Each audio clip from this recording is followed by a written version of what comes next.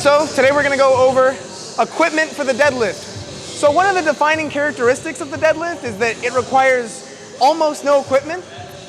Really, all you need is a barbell and plates, and you don't even really need a platform, because if you just pick it up off the ground, it's a deadlift. But a few considerations you might want to make are your shoes and if you want to use a belt or not. First of all, shoes. It's not that complicated, right? What type of shoes do you not want to wear?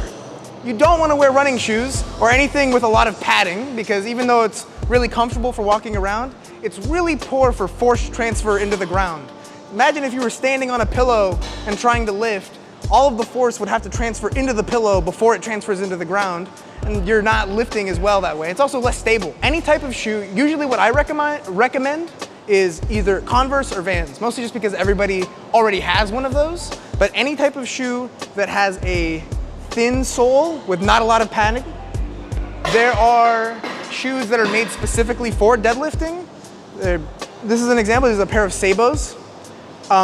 Extremely thin, almost like socks with like rubber on the bottom of them. These shoes I find work really well, especially if you're a sumo puller, because they are really thin, so you're really close to the ground. And then also they give you good grip for side pressure as you're pushing the ground away from each other. In terms of belts, your options are a Velcro belt. I'm not gonna lie to you, these suck, and in my opinion are pretty much worthless. Like, if you're going to wear a belt, there's no point in wearing a Velcro belt, because the whole purpose of a belt is to give you something to brace against and provide support. If you're gonna be using a Velcro belt, you might as well, you're getting so little support that you might as well just go beltless. So that's it for the Velcro belt.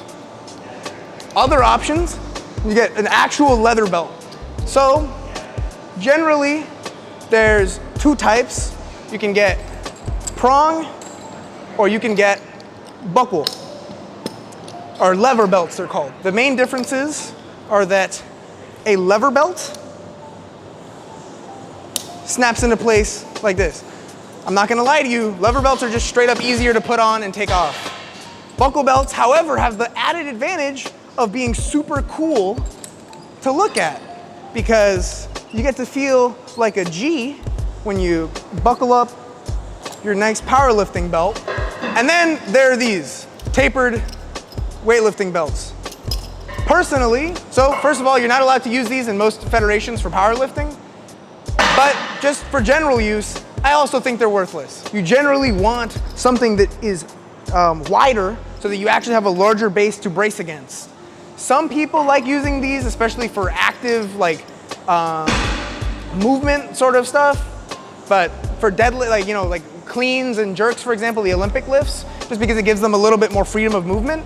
But for deadlifts, you want something, in my opinion, that's as wide as you can comfortably wear, so that you have more of a base to brace against.